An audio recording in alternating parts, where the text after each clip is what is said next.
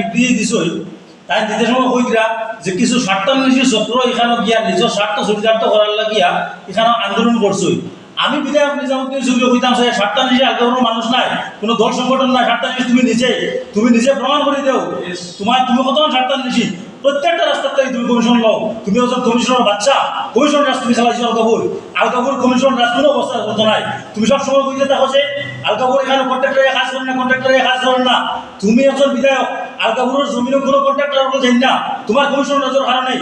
তুমি কি ভুলে গেছো কিনি? তুমি যে সময় মনপুর রাস্তা যে সময় হয়েছে, তুমি মনপুর রাস্তায় তো কিয়া কত টাকা কমিশন লইছো, যার ফলে বিক্রিতে মনপুর রাস্তার অবস্থা 1 বছর ফ্লাটের কারণে কি অবস্থা হয়েছে। আজকে গোটা নারায়ণপুর এলাকার মানুষ আজকে এই রাস্তার অবস্থা দেখিয়া আন্দোলন করতে বাধ্য হয়েছে। তুমি কোন মুখে শয়তান হইলাই? তোমার যদি ভাষাগত জ্ঞান না থাকে এই ধরনের মন্তব্য থেকে বিরত থাকবে।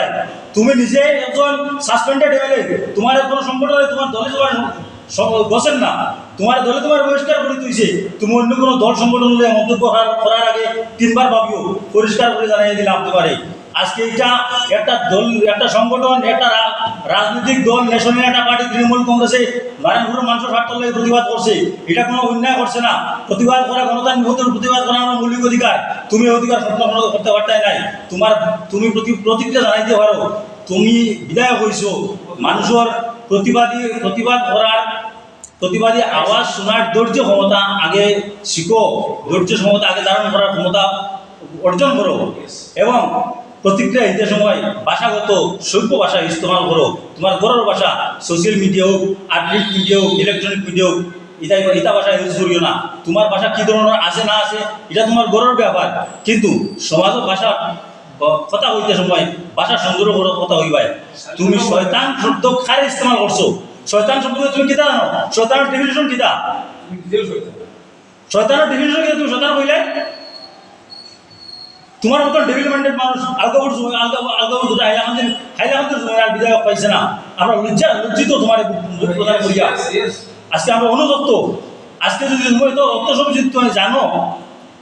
যদি তুমি জানো, তাহলে আজকে এই রাস্তার এই অবস্থা কেনে? তুমি বিধায়ক, তোমার উপরে কথা করার আমার অধিকার আছে, প্রত্যেক মানুষের অধিকার আছে, প্রত্যেক দল সংগঠনে তার বিরুদ্ধে কথা করো, তোমার বিরুদ্ধে কথা করার অধিকার আছে। তুমি বিরোধ সহ্য করতে পারো না, তাহলে রাজনৈতিক ময়দান ছাড়িয়ে যাও গিয়া।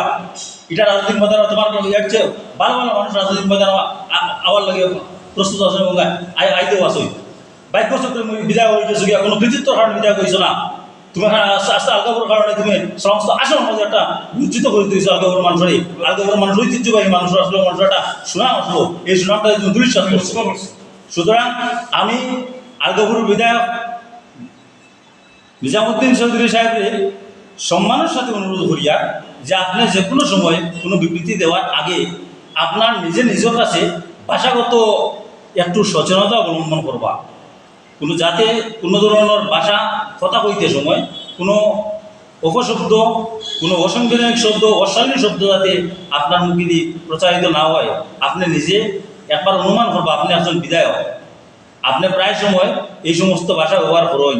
এটা ভাষা একজন বিধায়ক ভদ্রলোকের শোভা হয় না। হয়তো আপনি নিজামুদ্দিন চৌধুরীর শোভা হইতে পারে, কিন্তু আমরা রয়েছে একজন বিধায়ক, আপনার মুখে ভাষা শোভা হয় না। সুতরাং আমি আপনার ভাষাগত